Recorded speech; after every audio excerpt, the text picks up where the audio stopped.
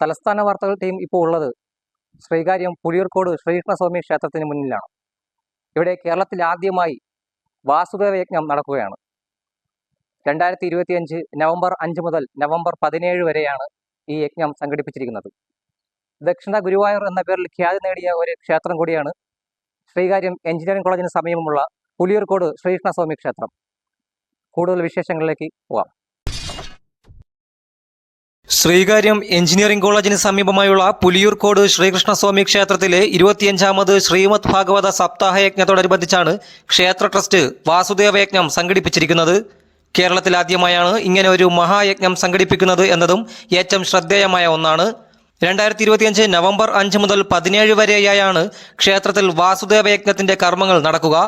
ഇതോടൊപ്പം വിഷ്ണു സഹസ്രനാമ കോടി അർച്ചനയും 12 കളഭാഭിഷേകവും ദ്വാദശനാമ പൂജയും ശ്രീമദ് ഭാഗവത ദ്വാദശാഹയജ്ഞവും ദശാവതാര ചാർത്തും ഉൾപ്പെടുന്ന അനവധി പൂജാകർമ്മങ്ങളും നടക്കും. എല്ലാ ഭക്തജനങ്ങൾക്കും നമസ്കാരം.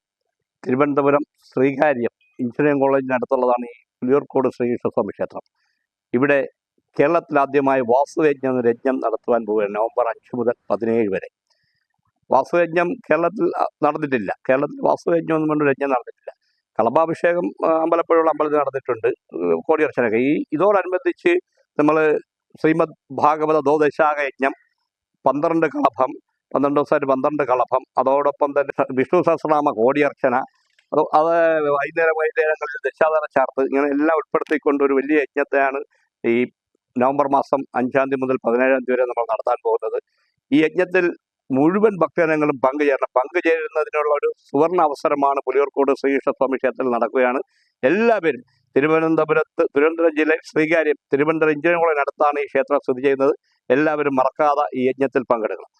നവംബർ 5 മുതൽ തുടങ്ങുന്ന വാസുദേവ യജ്ഞത്തിന് എല്ലാ ഭക്തജനങ്ങളും പങ്കെടുക്കണമെന്ന് അഭ്യർത്ഥിക്കുന്നു.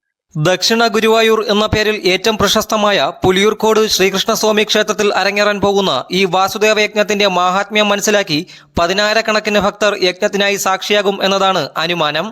സജീർ ഹാൽ, തലസ്ഥാന വാർത്തകൾ, ശ്രീകാര്യം.